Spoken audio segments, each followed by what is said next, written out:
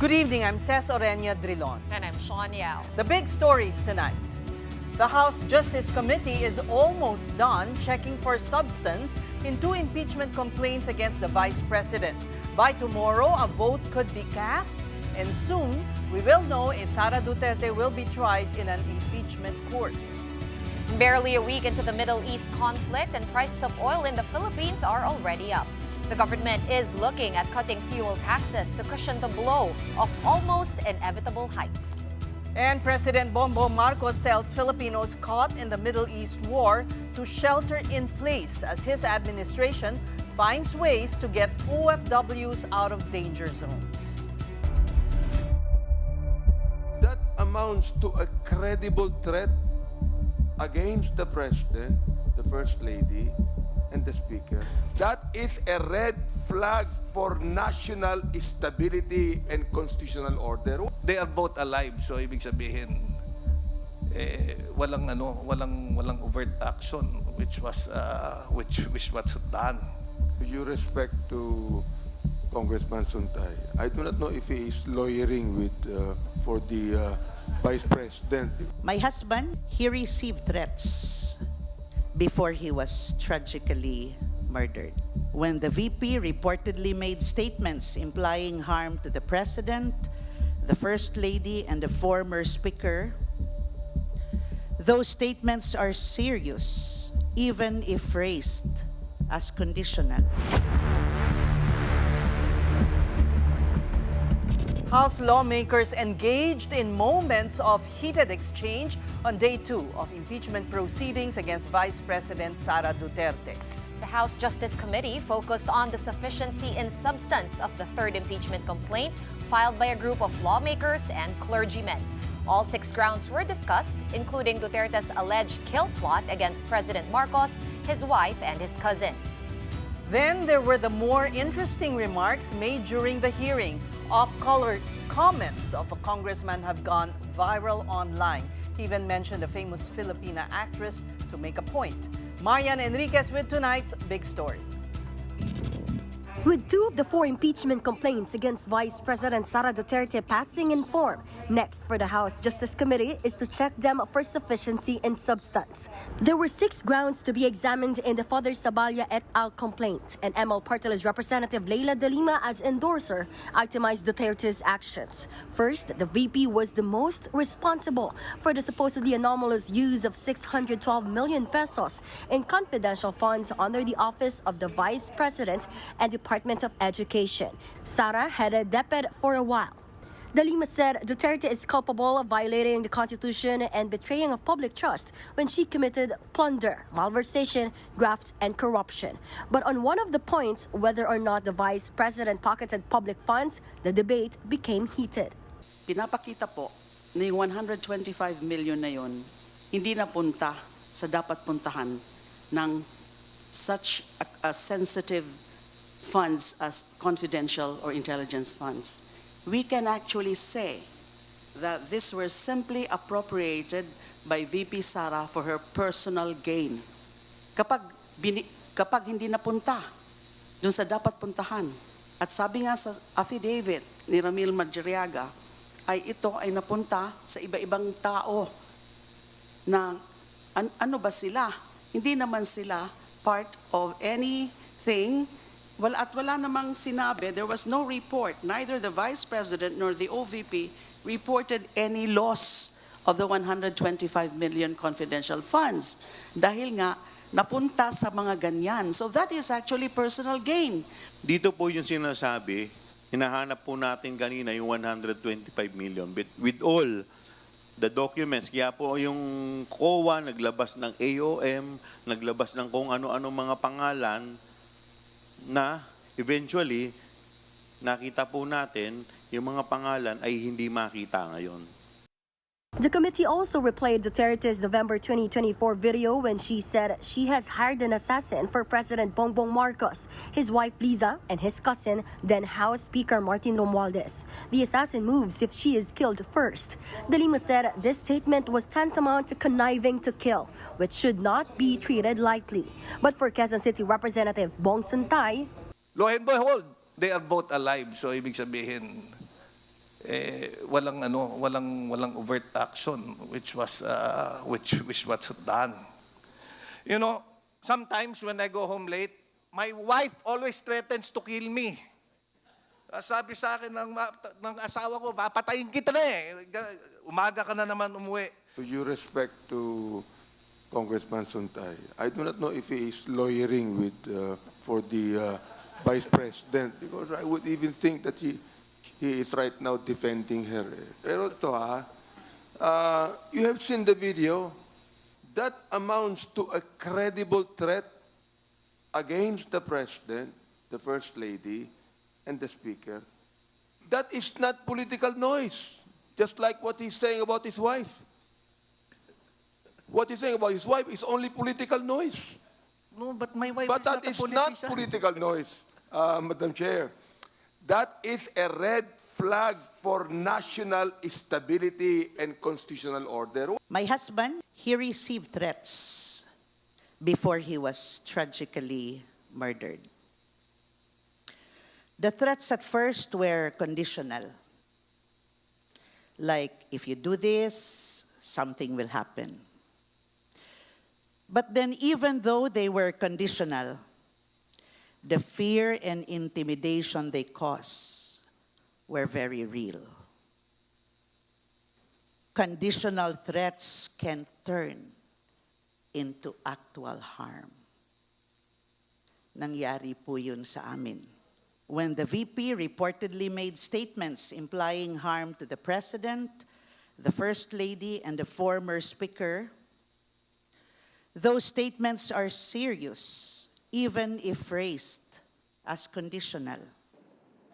There was also a discussion on whether other statements uttered by the VP could be considered seditious. Duterte once remarked she wanted Marcos's head amputated and that she's not attending one State of the Nation address, and proclaimed herself the designated survivor. Suntay had insisted these could be mere products of the imagination and gave this so-called analogy. Minsan, nasa Shangri-La ako, nakita ko si Ann Curtis. Ang ganda-ganda pala niya. You know, may desire sa loob ko na nag-init talaga. Na-imagine ko na lang kung anong pwedeng mangyari. Pero siyempre, hanggang imagination na lang yon. Pero, di naman siguro ako pwedeng kasuhan dahil kung ano-ano ina-imagine ko eh. On One News Story Con, Suntay had no remorse for the remark. Don't you think, Congressman, you owe Ann Curtis an apology for using her? Sabi ko, ang ganda-ganda niya. And I think she should take it as a compliment. Dun sa aspect na yun, pero dun sa nag-iinit yung katawan. Well, mainit dito sa Pilipinas. Diba? Sir naman, you do know that's not what you meant, and anybody can tell you that. No, but you're attributing something that I may not have meant. Diba? So what did you mean when you said nag-iinit ang You're coming iyong... into a conclusion. For News 5, I'm Marian Enriquez. We are One News. Now let's discuss this further with House Justice Committee Chair Jervin Louis-Strong. Good evening to you, Congresswoman. Welcome to the Big Story. Can you hear us? Good evening, Ces, and good evening, Shawn. Well, first of all, Congressman Suntay's remarks were struck off the record, right? Yeah, that's correct. And that is why we received a motion to strike out from the record that manifestation, which was supported by the majority of the justice members. Should he be brought before the Ethics Committee? Should there be an ethics complaint? Well, it depends really on how the justice members are taking this incident in the Justice Committee today, no? So it depends really on how the colleagues are appreciating or taking what happened in our hearing today. What about your own assessment? I know we're digressing from the meat of the topic today, but it was really, out of this world, out of order. It has been my intention really to maintain proper decorum in the proceeding of these impeachment complaints, no? And I personally find the manifestation of Congressman Suntay as uncalled for, no? And that is why I promptly entertained the motion raised by the Honorable Zamora, which was supported by the majority of the members present this afternoon. Yes, it is unbecoming. Yes, it is uncalled for, but from my end, I am opting to focus on this impeachment process rather than delving too much on the manifestation of the Honorable Sutay. As well, his comments aside, what would be your assessment so far of the proceedings? Well, I'm actually satisfied with the way the impeachment proceeding is going on. As a matter of fact, we were able to conclude our deliberation on the sufficiency in substance of the third impeachment complaint. And we only have one left for tomorrow in as far as the determination of substance is concerned. That is the fourth impeachment complaint. And considering that they have similar grounds, I anticipate that our proceeding tomorrow will be shorter than the one we had today, no? So as to the progress of the deliberation, as chairperson, I am satisfied with the way the impeachment proceeding is going. And so after finding if both complaints are found to be sufficient in substance, you now go to the main, you will allow the VP to defend herself as well. Yes, what specifically says what will happen on the assumption only that the third and the fourth impeachment complaint will be declared as sufficient in substance. The Justice Committee will proceed to issue to the Vice President for her to file her answer within the period of 10 calendar days. And then the copy of this answer should be furnished the complainant.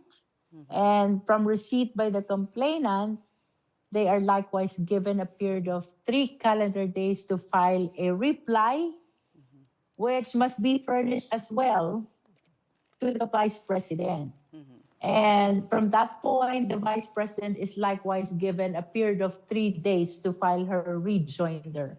That is in as far as responsive pleadings are concerned. And personal appearance is not required? It is not required in the sense that appearance is part of due process. It is therefore not mandatory. And if she will not be present in the hearing, it will be interpreted merely as a waiver of her right to be present during the proceeding. But you would enjoin her to defend herself before the committee? Should you find both complaints sufficient in substance? Well, if both complaints will be declared sufficient in substance, definitely during the hearing proper, no, on the assumption as well that there is a finding also of sufficient basis that support the impeachment complaint. So we go to step 4, that is the hearing proper, no. Definitely, we will be issuing notice to the respondent on her supposed appearance on the given dates for the hearing proper. But again, this is a prerogative that belongs to the respondent. So whether she comes or otherwise, it will entirely depend on her judgment. It will not harm her right as a respondent in the impeachment proceeding. At the most, it will just be interpreted as her waiver of her right to be present. And if she does waive her right to attend and be present there, Congresswoman Luistro, does that mean her attorneys can speak on her behalf, or should we just rely on the paper filings? As far as the proceeding in the Justice Committee is concerned, no, it is only the members and the parties who are allowed.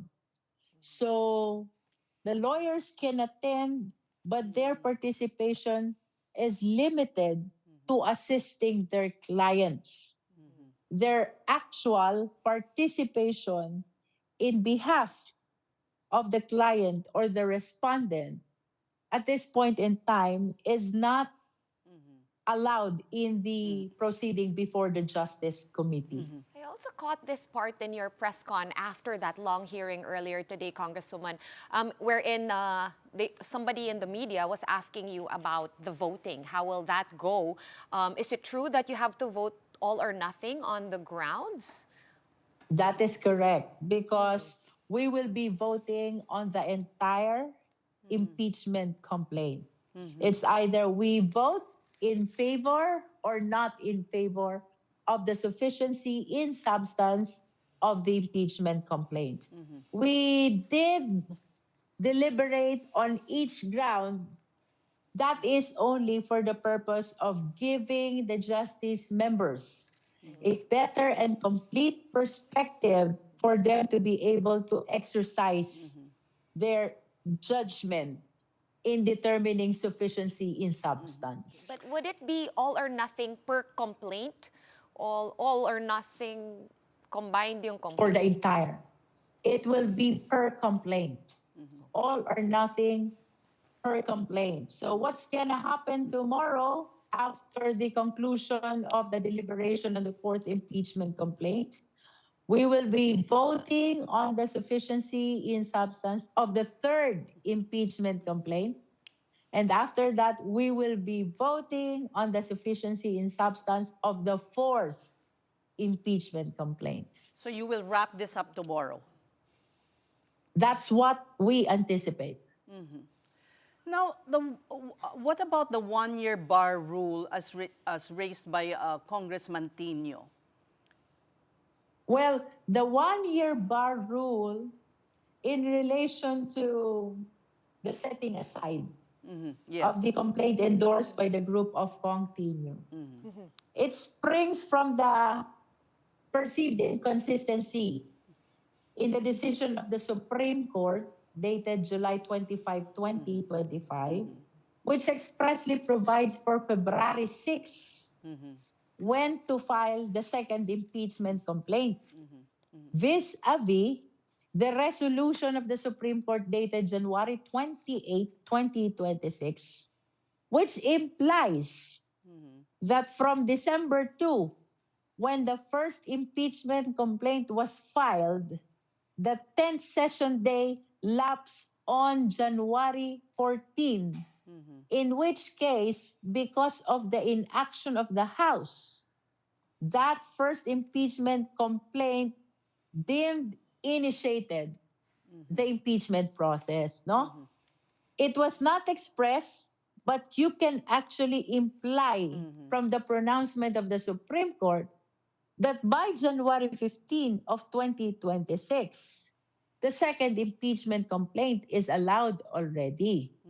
So the thing is, because of this inconsistency, we have to resolve whether it is February 6 or January 15 when the second impeachment complaint is allowed.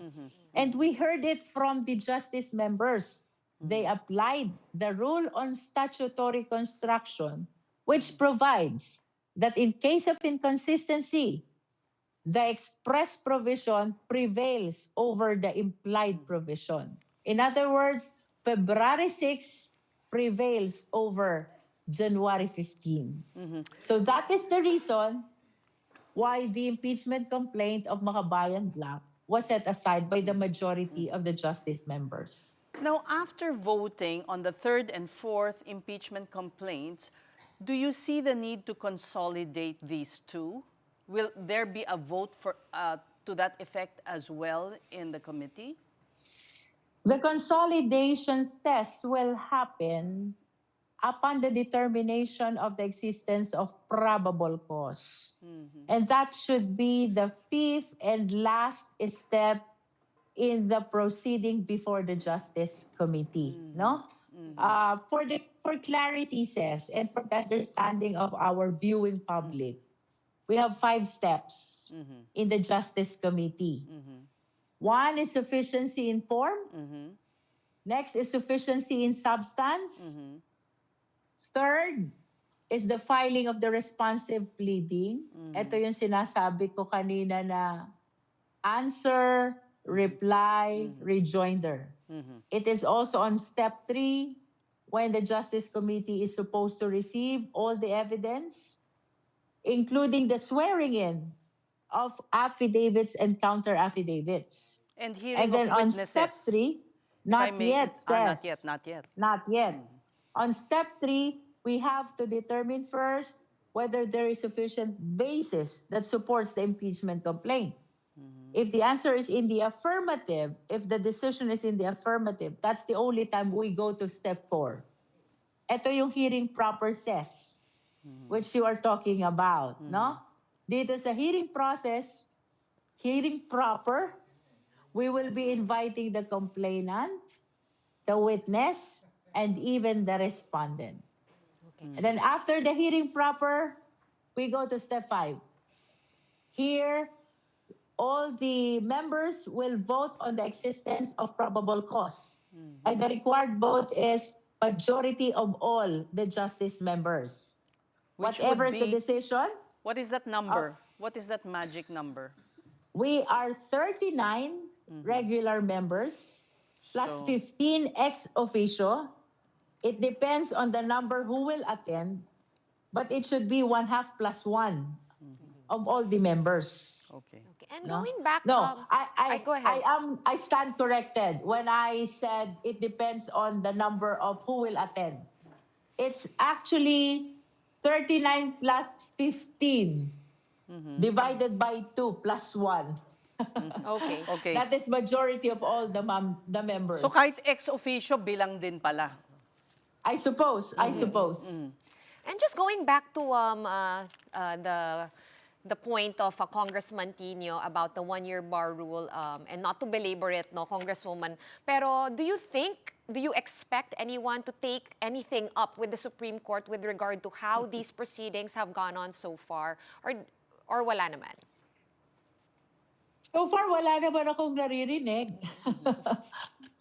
Except perhaps yung setting aside ng complaint ni Congressman Tino, but I think Congressman Joel Chua was able to amply articulate it, that his intention in standing on that position, the setting aside of the complaint of Makabayan Bloc, is he's just exercising the necessary caution to make sure that the impeachment proceeding is done within the constitutional limit. No? So I think the intention was properly ventilated. And I hope the Makabayan Bloc understand that intention of the majority of the justice members. One final question. All these 5 steps, they're quite long. Kaya ba yan in 60 days? And are the 60 days, are they calendar days or session days? That 60 days says is session days. No? And of course, the definition of the Supreme Court as to the session days is different from the way it was appreciated Yes. for a long period of time already, no? Yeah. So as to whether kaya ba yan in 60 session days, definitely yes, says kaya yan. So 60 calendar days na you're in session, just to be clear, as per the Supreme Court. Yeah. Ano ba yun? Oo. Para po hindi pwede yung stop the magkamali. clock. Yun yata yung Yeah. may problem. Because Shawn, that's the way the Supreme Correct. Court defined session day in the Correct. recent resolution. You are correct about that. Session days are calendar days for as long as the House of Representatives holds session. Okay. Ibig sabihin kung walang session, you cannot consider that a session day. Okay. All right. We thank you so much for your time and the clarity that you gave us as to the process. House Justice Committee Chair Jervil Luistro. And now moving on to other news. President Bongbong Marcos says more than 1,400 Filipinos are now requesting repatriation from the Middle East. But the government cannot do anything for now as airspaces remain closed. Marcos says getting a private plane could also be extremely difficult and dangerous at the moment. There have been cases of misidentification, like in Kuwait, where some American jets were mistakenly targeted. Land vehicles may also not be spared by attackers. For now, the president tells Filipinos in Arab and Persian nations to stay put. Although that will be the best option that we will have in the immediate future. Dahil nga kinakatakutan pa natin yung pagpalipad. So, ang advice na binibigay natin sa ating mga kababayan ay maghanap kayo ng safe place at doon kayo muna at you stay there and you stay in a safe place and stay indoors and stay away from areas of danger. Mr. Marcos was also asked if he will call for a ceasefire in the Middle East, and this is what he had to say. And we are asking, of course, for the continued assistance for for the safety of our people. But let me do it now, if it will help. Let's hope that there is a ceasefire, and we, the Philippines, ask all parties to show restraint and to bring this to a close as quickly as possible. And we are going to be taking a quick break. When we return, we are still talking about the impact of the Middle East conflict, particularly on the supply and prices of fuel here in the Philippines. The Big Story will be back in a bit. Stay tuned.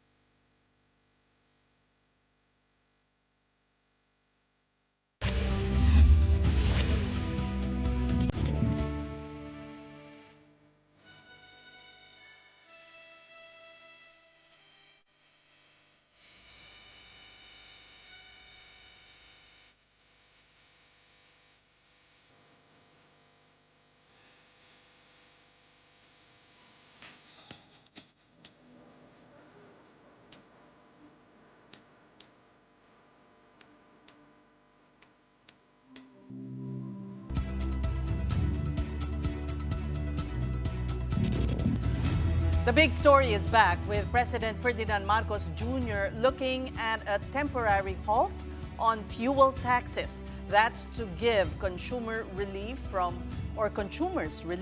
rising oil prices while the Middle East crisis rages on. But are lawmakers willing to give the president emergency powers to make this happen? This report from mobile journalist Julie Baisa. The Marcos administration is looking to ease higher fuel prices as geopolitical tensions in the Middle East show no signs of easing. President Bongbong Marcos is currently studying the possibility of reducing excise tax on fuel and other petroleum products as oil prices are estimated to go up in the coming weeks. The chief executive said he will speak to Congress about the proposal of giving him the authority to lower the excise tax on petroleum products if the price of crude oil exceeds beyond $80 per barrel. The president, however, mentioned that this measure will only be temporary and won't come into play until prices of Dubai crude hit the said threshold. I am going to talk to the leaders in both the House and in the Senate to maybe this is not yet a sure thing, but this is something that we are discussing, and it could be helpful. Is to give me, the president, the authority to reduce excise tax on petroleum products should Dubai crude exceed $80 per barrel. Finance Secretary Frederick Go said the administration will still be on a wait-and-see mode before implementing any action on the excise tax suspension. I'll use earthquake na lang as an analogy so that it's easy for all of you to understand so that we don't overreact. Even an earthquake, for example, of very, very high intensity, but if the earthquake's only 1 second, walang mangyayari. Okay, but a low-intensity earthquake that lasts, say, 6 hours, tumba ang building. Okay, so it's a combination of price and duration, just like an earthquake, intensity and duration. At present, oil trading prices range from $77 to $78 per barrel. On Tuesday, March 3rd, local gasoline prices shot up by almost 2 pesos per liter, while diesel had a price hike of 1 peso and 20 centavos per liter. Several lawmakers have already expressed support for Marcos's fuel tax cut push. House Speaker Faustino D. in a statement said the House of Representatives is ready to pass a measure authorizing President Marcos to do so. D said the House is prepared to coordinate with the Senate to review and, if necessary, amend existing laws. Senate President Pro Tempore Ping Lacson also said Marcos's request for emergency powers, once formalized, should be given serious consideration. Lacson explained an amendment of the train law to grant the Department of Finance the authority instead to suspend the excess tax can also be considered. Senate President Tito Soto meanwhile cautioned against rushing the approval of the proposal. Ang pagkakaalam ko, mayroon pa yatang mga 2 or 3 months na reserve tayo. So ayon sa Pangulo, kung ganun yung statement niya, ang ibig sabihin niyan ay kung hindi ito naman baka naman hindi tumagal. So we might be worried about something that we should not be worried about at this point. So in the meantime, pag-aralan namin. Senate Committee on Finance Chairman Sherwin Gatchalian also warned of the repercussions of suspending excise fuel tax. Gatchalian finds it better for the government to top the President's contingency fund. Ang immediate na nakikita kong kailangan is pwedeng itap ang contingency fund ni Pangulo at least around 3 billion para ma-activate na yung Pantawid Pasada. Yung Pantawid Pasada kasi ngayon, meron yung threshold na 80 billion kaya hindi malabas-labas. So itap mo na yung contingency fund. I think immediately what we can do is to support the PUV drivers. At dito lang sa increase of 15%. As the President also reported, the country's current reserves of petroleum products remain sufficient. Kapatid Mobile Journal Julie Baiza, We're One News. Aside from lowering fuel taxes, what else can the government do to mitigate higher fuel costs? And joining us tonight is Energy Secretary Sharon Garin. Welcome once again to the Big Story, Secretary. Good evening, Seth. Good evening, everyone. Thank you for having me here tonight. Of course, like the rest of the world, we are all anxious about fuel prices. How do you see it in the next weeks to come? Can we already extrapolate the increases? Yeah, I wanted to, first of all, to emphasize na dalawa kasing issue natin dito, no? Do we have enough, will we have supply? Baka maubusan tayo. And second is, ano ba yung increase, on the pump prices? So, basically, on the supply, hindi na problema yan because we have enough time because instead of 15 days, meron tayo mga halos 60 days to supply. So we have enough supply for fuel. So it's not an issue anymore kasi we have time to order more naman, and our oil companies have assured us that we have incoming pa naman na mga supply. So we're assured of the supply. Now next is the price. The price naman, it's just inevitable. Price is not really something that Philippines can control because we import most of our fuel. So our price is dependent on what happens to the international market. So ngayon po, it's affected by many things, pero ang pinaka-major na determinant of where the price will go is the level or kung gaano katagal ang gera ngayon sa Middle East. So it's so unpredictable that I cannot tell you how much it is right now kasi kahapon pa lang yung nag-start yung first na day namin for evaluation. But we can give it to you over the weekend. What I told also most of the people is that what I can only predict now is that there will be an increase. How much is something that I have to wait for because we need 5 days kasi na data so that we can predict how much the increase will be next week. But that assurance given you by the oil companies, is that are you comfortable with that assurance? Because for one, the Strait of Hormuz may not be may be impassable. Yes, ma'am. Because Strait of Hormuz actually has is 16% of the market actually. So there's a huge part of the country, of the world that also supplies fuel. So there's the Americas, the North and the South. There's Africa, there's Australia, there's also Asian countries, Europe, Norway din, I mean, so many other countries. Kung maalala mo, Ces, before there was oversupply of oil and there's glut, So merong available naman na fuel. Now, it's not about matter of having it or the supply side. It's a matter of how much it will be. Yun lang yung problem talaga natin, which is not really within the control of our president or of the government. It's dictated by international market. How many % of our supply do we get from Middle East, from the Middle East? Malaki siya, Ces. I think substantially. If I can, I give you like a ballpark around 85% at the minimum.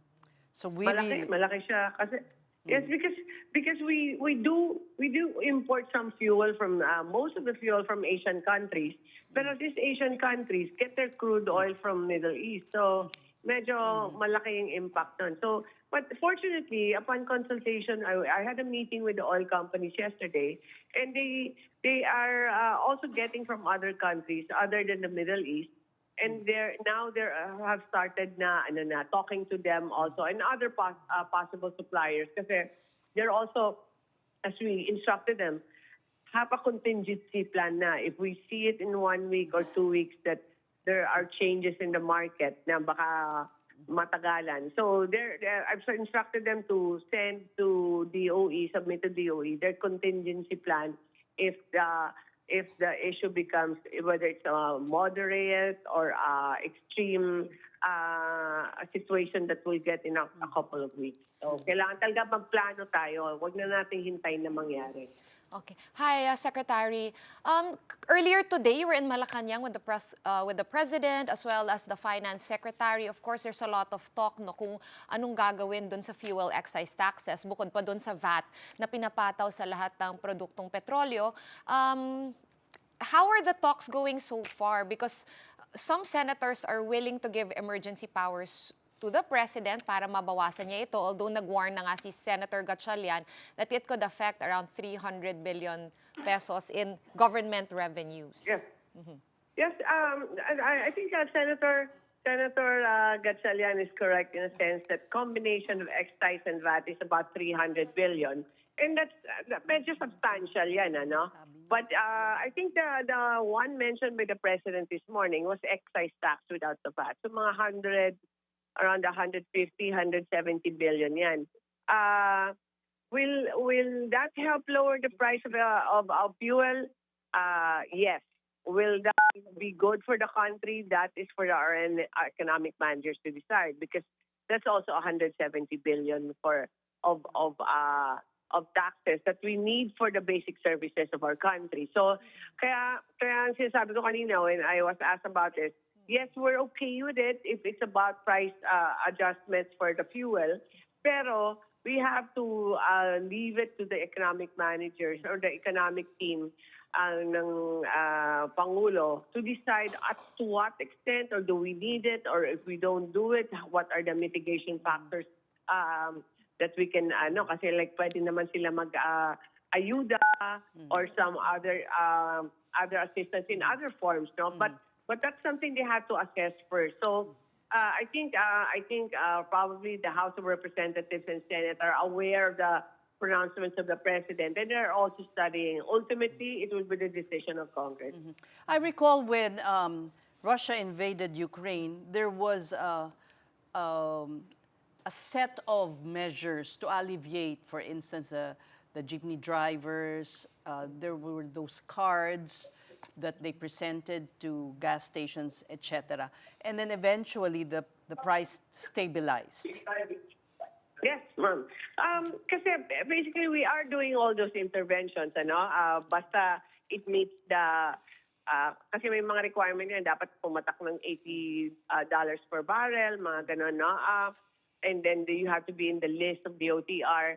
So we're doing that now. We're preparing. We're bracing ourselves. So we're preparing already for what we need to implement it as soon as possible.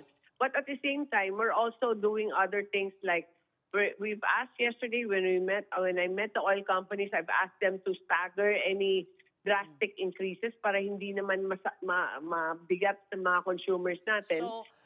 So once again, konti-konti lang sana yung increase. Okay. So patak-patak. Also, Aabot ba? and also, I know and you also said, offer some, sorry to interrupt, Secretary, sorry to interrupt, but consumers are concerned. Aabot ba ng 10 pesos? I know we asked you the question, you can't predict, but do you see it breaching the 10 pesos per liter level? May mga umiikot po kasi na mga ganong things.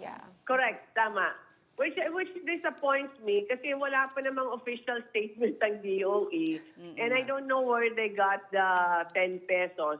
But let's wait na lang. Let's not speculate kasi I mean tomorrow it might de-escalate also and prices might go lower, or it can escalate and prices will even go higher. So I cannot really tell you now if it's possible na then probably if the calculations are correct. But I need 5 days kasi na data eh. So medyo speculative na yan kung sasabihin ko sa'yo ngayon. Okay. We'll ask you na lang on Friday. Salamat. And well, at least our viewers understand that you can't also pin it down to yes or no.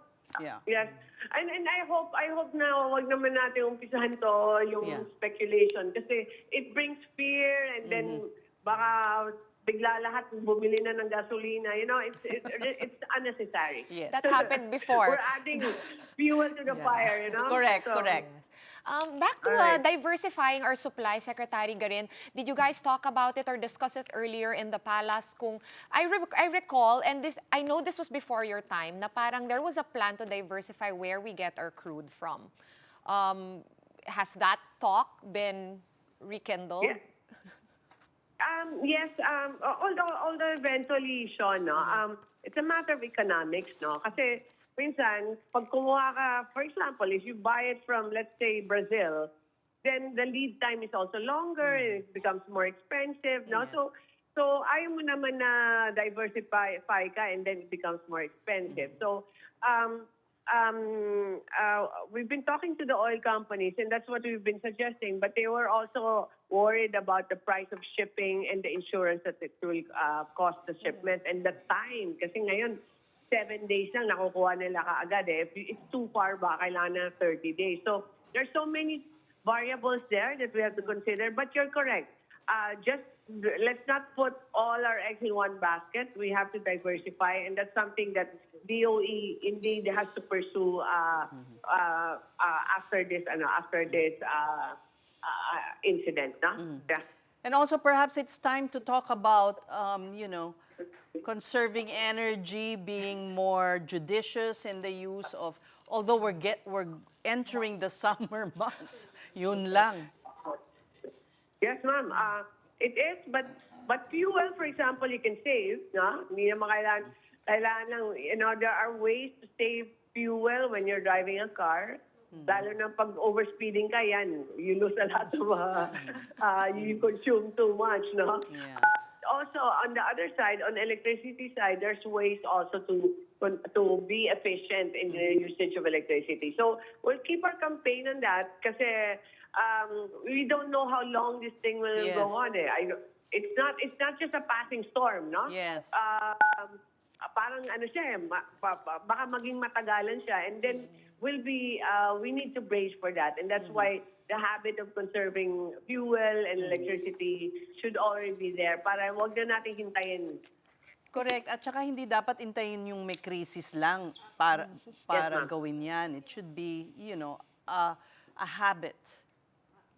Yes. It's something that should be ingrained in us already. It's good for the environment, good for our economy, and good for bulsa mo, di ba? For your bank account.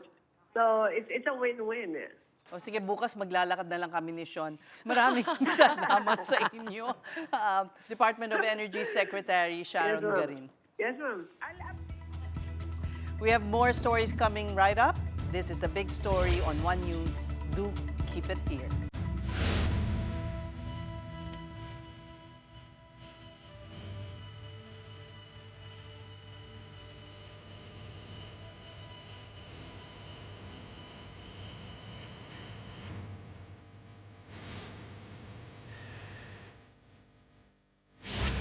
The big story is back with more headlines at this hour, starting with a precautionary full departure order issued against resigned Congressman Edvic Yap and Benguet Representative Eric Yap.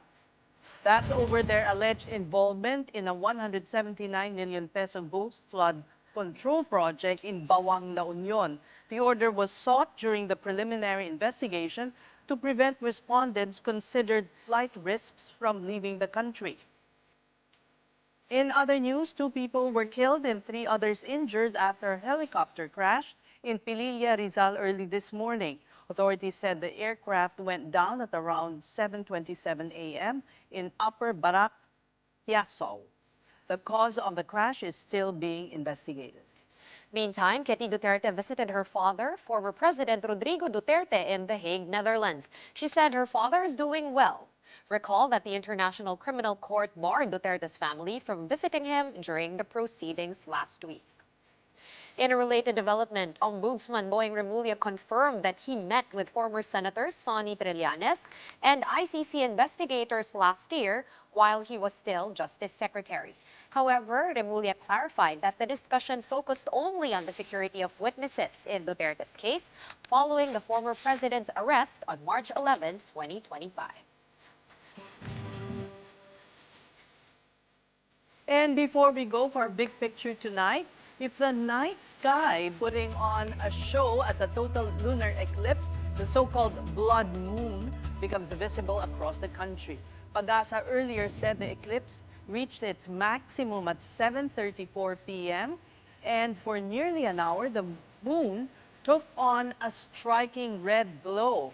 That color appears as Earth's atmosphere filters sunlight and casts red tones on the moon, much like a sunset.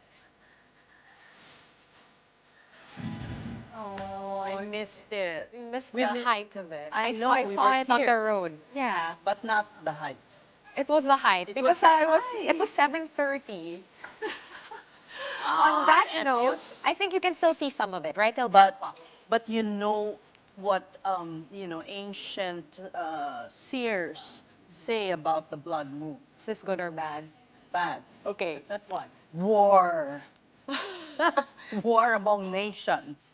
So Well, we have a war Right going on now. right now in the globe. So and Brent crude is trading at $83 a barrel. On that note, that's it for the big story. On this lunar eclipse Tuesday, we are back tomorrow at 8 p.m. We'll see you then. kapatid, we are One News, all sides, all the time. Have a good night.